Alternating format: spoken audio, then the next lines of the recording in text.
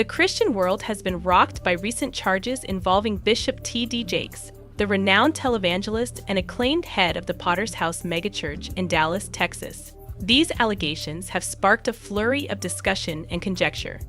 The unsubstantiated report that Jakes frequently attended sex parties allegedly hosted by music mogul Sean Combs, better known as Diddy, is what started the firestorm. The scandalous accusations, which depict Jakes as a morally reprehensible and unethical person, have damaged Jakes' impeccable reputation and called into question his status as a pillar of righteousness within the Christian faith.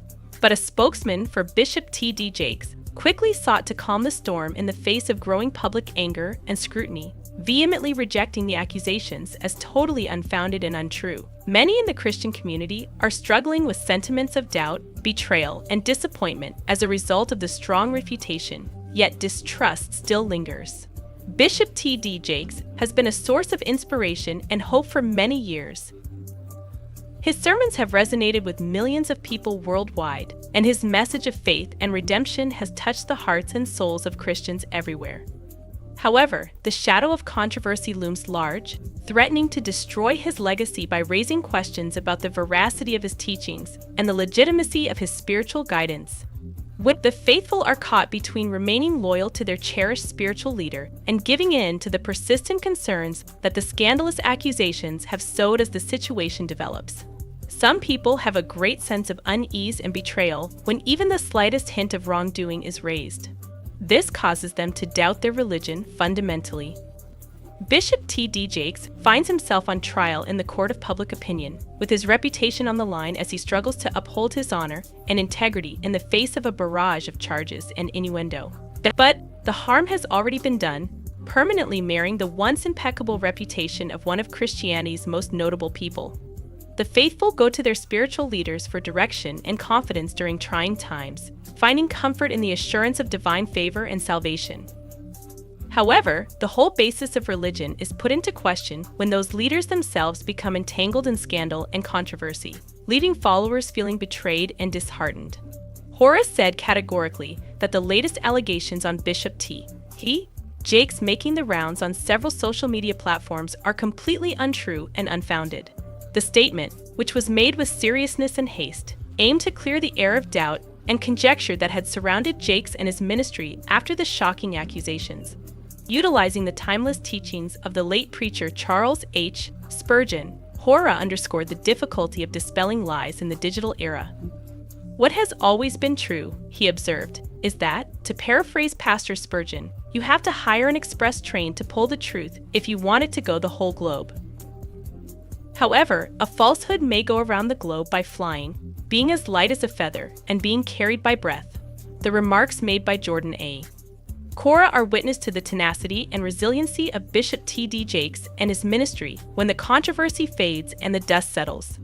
Their unflinching dedication to preserving the ideals of honesty, openness, and accountability in the face of hardship and uncertainty solidifies their status as stalwarts of faith and guardians of truth in an increasingly turbulent world. Bishop T.D. Jakes is now the subject of intense controversy and conjecture. A spokesman for his group has come forth to confront the circulating charges and clarify the problematic provenance and credibility of the allegations. Indeed, slanderous rumors and dramatic headlines have contributed to the claims against Jakes being more widely shared on social media. According to a certain YouTube channel called Tough News TV, singer Cassie turned over a burner phone that belonged to the late model Ken Porter, which was allegedly filled with evidence implicating Jakes in alleged sex parties hosted by music mogul Diddy. The truthfulness of these assertions is still up for debate, and it's still unclear where the statements are coming from. A Tough News TV spokesperson has been noticeably quiet in the face of numerous efforts to seek explanation, refusing to respond or back up the claims when contacted by the Christian Post. The faithful are caught in the crossfire of speculating and uncertainty as the debate plays out, wondering how it will affect both their beloved spiritual leader and the larger Christian community. The truth is still elusive in the lack of hard data and credible sources, allowing believers to negotiate a confusing and misleading environment. As the tale continues and the truth slowly emerges from the shadows of supposition, one can only hope that clarity and closure will triumph, letting the faithful to once again find peace and confidence in the unflinching leadership of Bishop T. Jakes. They hold on to their beliefs until then, believing that the light of truth will enlighten the way ahead in the shadow of doubt. Amidst the whirlwind of controversy engulfing Bishop T.D. Jakes, his staff has come out to restate their steadfast dedication to promoting constructive transformation and having a significant effect on millions of people around the globe. Steeped in the values of empathy, outreach, and ministry, they have worked to remove the distrust and uncertainty that surrounded Jakes and his ministry after shocking accusations. Bishop Jakes is a filmmaker, executive producer, and one of the first value-based film pioneers. He has devoted his life to using the power of storytelling to spread the message of faith, hope, and redemption, said Derek Williams, Executive Vice President of T.D. Jakes Entertainment. Williams, who was also present at the party in question, offered details about the circumstances surrounding Jakes' appearance at the former chairman of Revolt's birthday celebration. Since Bishop Jakes' sermons are broadcast on the Revolt network, we thought it would be polite to make a brief appearance at the former chairman of Revolt's birthday celebration while he was in Los Angeles for significant business meetings. Williams clarified, illuminating the background behind Jakes' attendance at the function. Issued with conviction and clarity, the statement aimed to place Jakes' actions in the larger context of his ministry and professional responsibilities, stressing the need of upholding the core values and principles that define his mission while preserving polite relationships in the industry. The persistent dedication of Jakes' team to sustaining the integrity and moral rectitude that are at the core of their ministry is a light of hope and comfort for the faithful when the controversy fades and the dust settles. They serve as a bright example of grace, tenacity, and unshakable faith in a world full of ambiguity and doubt, encouraging Christians to be unyielding in their pursuit of virtue and truth, and to be steady in their dedication. Derek Williams, Executive Vice President of T.D. Jakes Entertainment, responded to the accusations circulating about Bishop T.D. Jakes by stressing how innocent Jakes' presence at the birthday party in issue was and vigorously disputing any suggestion of improper behavior. Bishop Jakes and I said hello to the family, shot a quick birthday celebration video, and then departed to attend our other planned engagements. Williams firmly said, any accusation to the contrary is wholly unsubstantiated, unverified, and false. Christians are poignantly reminded by the accusations made against Bishop T.D. Jakes to handle such charges with prudence and discernment, following the Bible's instructions to seek the truth and have compassion for people. It is crucial to employ caution and discernment in a world full of false information and sensationalism. Avoid making hasty decisions or disseminating unreliable information that might be harmful. It is the responsibility of Christians, as followers of Christ, to preserve the virtues of honesty, compassion, and integrity. We should also show mercy and understanding to those who are involved in controversy, while continuing to be unwavering in our pursuit of the truth and the justice of the cause. Following these guidelines will enable Christians to live in the contemporary world with grace and humility, inspired by the timeless wisdom of Scripture and the everlasting truths of their faith. 50 Cent leaks new evidence of his ex Daphne Joy recruiting for Diddy FBI after Daphne. You know, city girls act like a mom. Did you do that just with Diddy? No. That was ahead of the thing with Daphne or whatever like that. Huh? But y'all, man, I ain't kissed in the mouth in 10 years, man. Somebody got kissed. Diddy and Daphne Joy are both named in the subpoena. The subpoena calls for the hotel to hand over reservation records involving Diddy, Daphne, and other associates of Bad Boy Entertainment CEO. Oh yeah, this is getting real personal. They talking about how 56 baby mother Daphne Joy is named in Diddy's lawsuit. She's accused of receiving a monthly fee from Diddy to serve as a worker. Looks like 50 Cent is really the one having the last laugh.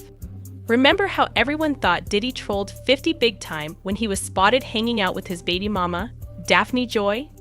Well, Daphne's paying the ultimate price now.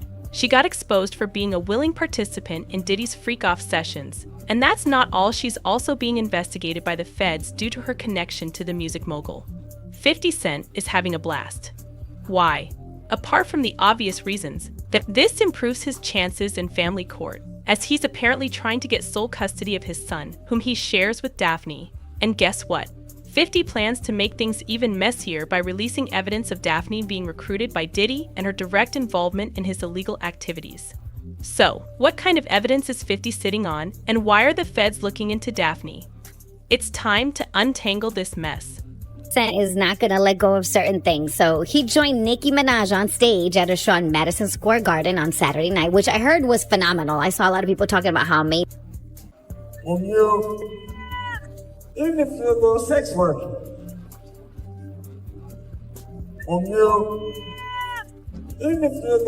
Diddy and Daphne Subpoena. So, Lil Rod recently sat down for an interview with Rolling Stone, where he spilled the tea about how he has had to go into hiding ever since he filed the lawsuit against Diddy.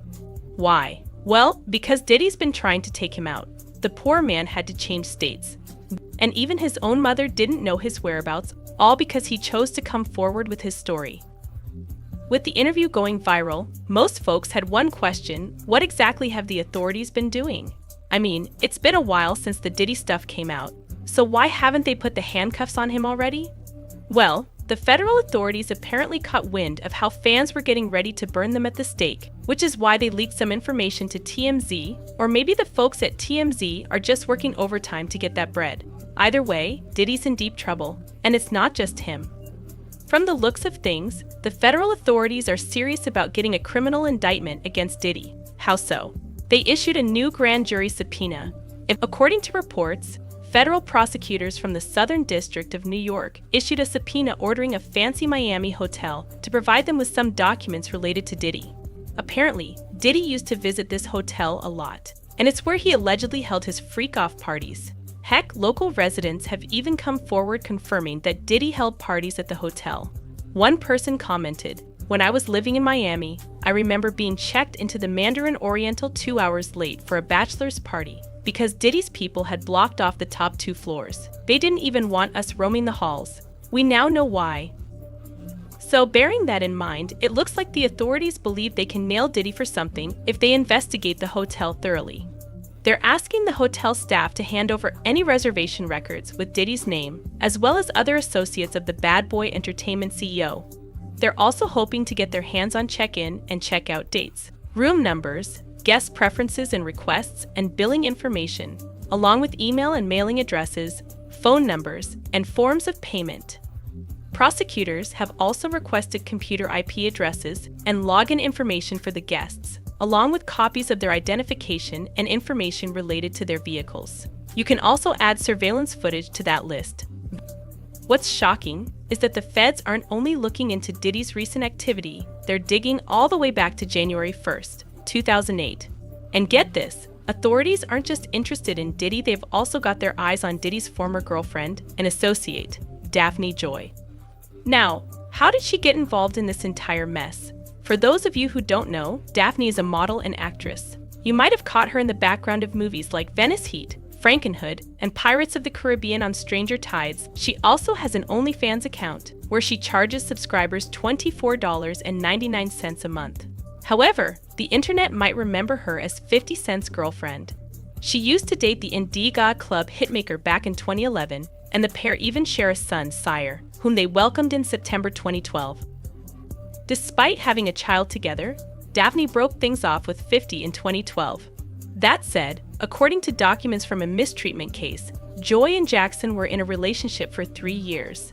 Speaking of the mistreatment case, it was filed by Daphne in 2013. According to her, 50 kicked her in the stomach and destroyed her belongings during an argument.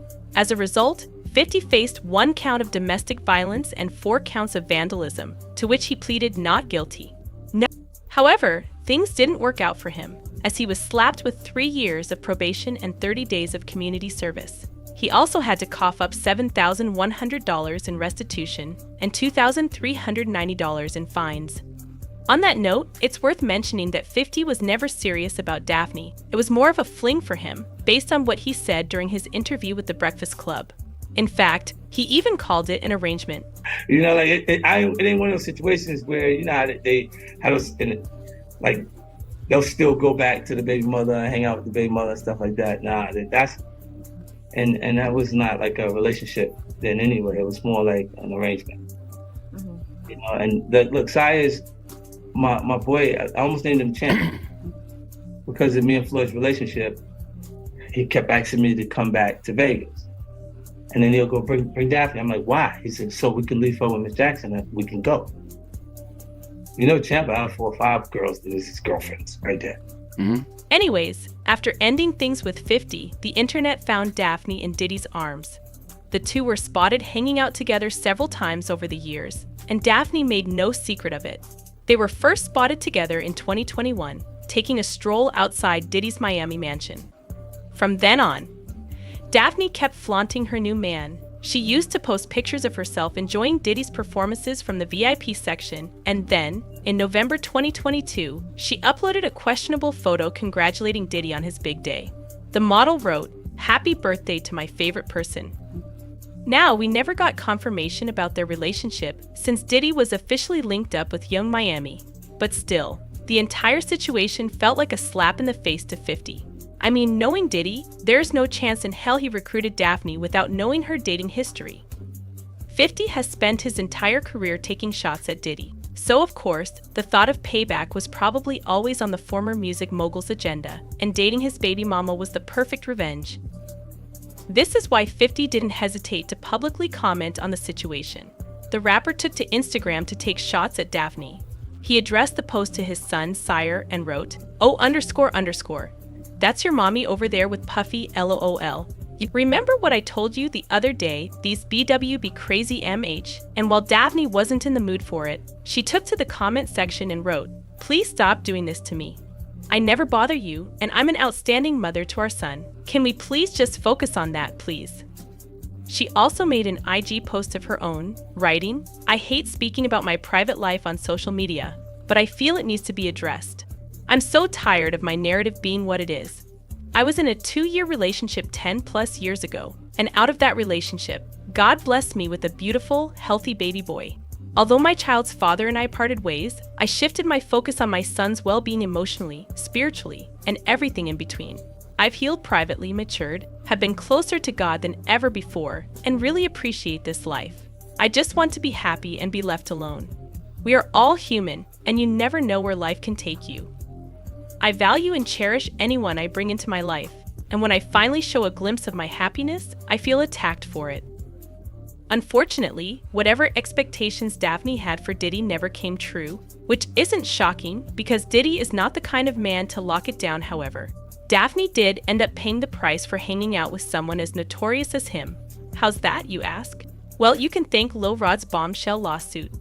The music producer filed a lawsuit earlier this year and named her as one of his sex workers. The lawsuit states Robin Greenhill, the accountant, would ensure the wiring of funds, transfer, or cash payments to sex workers. Frankie Santella, Moybon, Brendan Paul, and KK would also be responsible for ensuring payments to sex workers in cash. Young Miami, Jade, and Daphne Joy were paid a monthly fee to work as Mr. Cole sex workers and received payment via wire transfer from Robin Greenhill, which outlined the defendant's ongoing criminal operation. According to him, she received a monthly stipend for her services. The internet had a field day with the news, but Joy didn't. She took to Instagram to publicly deny the rumors, saying, "I am deeply hurt by the lies in Rodney Jones's lawsuit. The claim that I am a sex worker is 100% false and character assassination. I am retaining an attorney to explore all legal remedies against both Rodney and his attorney." As for 50, well, he was having a party of his own. The G-Unit rapper took direct shots at her, tweeting, "I didn't know you as a sex worker, you little S worker, LOL." Of course, 50 would be breaking character if he ended it there. He made a guest appearance at Nicki Minaj's New York City show, where he said, "She said I love you. I said I love you back, even if you're a little sex worker." I think this was probably a bad angle or something. And it says 50 will win custody. These mothers just sad. Well, I didn't even think about it like that. That's when Daphne had the bright idea of turning the situation around. And what do you think is the best way to shift the spotlight? Giving the tabloids something else to report on. With that in mind, Daphne came out with bombshell allegations against 50, accusing him of mistreating her. In an Instagram post addressed to 50 by his birth name, Curtis James Jackson, the model wrote, "Let's put the real focus on your true evil actions of violating me and physically mistreating me. You are no longer my oppressor, and my God will handle you from this point on. You have permanently damaged the last hope I had for you as a father to preserve our family. With these last and final false claims made against me, you have broken our hearts for the last and final time. She also painted 50 as a bad dad, revealing that he had only visited his son a total of 10 times over a period of 2 years while the pair stayed in New York. She wrote, "Everything is a joke to you until our safety is compromised, which is happening now. You are wreaking real havoc, frenzy, and chaos onto people's lives. How would you feel if Sire was the one in handcuffs for nothing?" It was a genius strategy, one that portrayed Daphne as a victim instead of an enabler. However, we should mention that there could be some truth to her words, but 50 Cent was never going to admit to that. He maintained his innocence while talking to the Los Angeles Times the disturbing allegations and the sworn pleadings recently filed in a court case related to Daphne Joy, the mother of my 12-year-old child, have required me to take all necessary legal actions to protect my son, Sire. The most recent false and baseless accusations by Daphne Joy are clearly in response to my decision to seek sole custody of my son. My son, Sire, is my main priority, and keeping him in a safe environment is my only focus at this time. He also posted a picture of Joy walking with Diddy on his Instagram and wrote, "You moved a mile away in hopes of having another baby with me, but I was busy, so you moved back and then you started receiving money from Brother Love. Now here we are, little S worker." So, 50 is not planning to take his foot off Daphne's throat anytime soon. He plans to get full custody of his son, and if Daphne was already disadvantaged because of the allegations in Lil Rod's lawsuit, she's got even more to lose now with the subpoena. However, Daphne might have a fighting chance, given the mistreatment case against 50 from years ago. But once again, no court can ignore her connection with Diddy, given the allegations against him. Speaking of Diddy, though, we might not be seeing much action. He's not doing too well in the legal department right now. And it's not just the subpoena, he's been named in 8 civil lawsuits, 5 of which he's currently trying to get dismissed by filing a motion. But despite it all, Diddy's lawyers are painting their client as innocent. Attorney Jonathan Davis said, "No matter how many lawsuits are filed, it won't change the fact that Mr. Combs has never mistreated anyone. We live in a world where anyone can file a lawsuit for any reason and without any proof. Fortunately, a fair and impartial judiciary process exists to find the truth, and Mr. Combs is confident he will prevail against these and other baseless claims in court."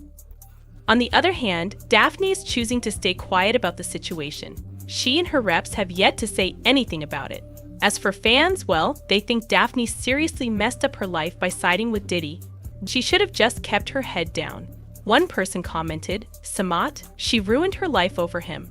I knew when they said she was into cybersecurity that she was illegally spying on people for him. She should have had a baby by a nerd, LOL. But let's be clear, she can snitch on him, but she did it, so she's the one who needs to be scared."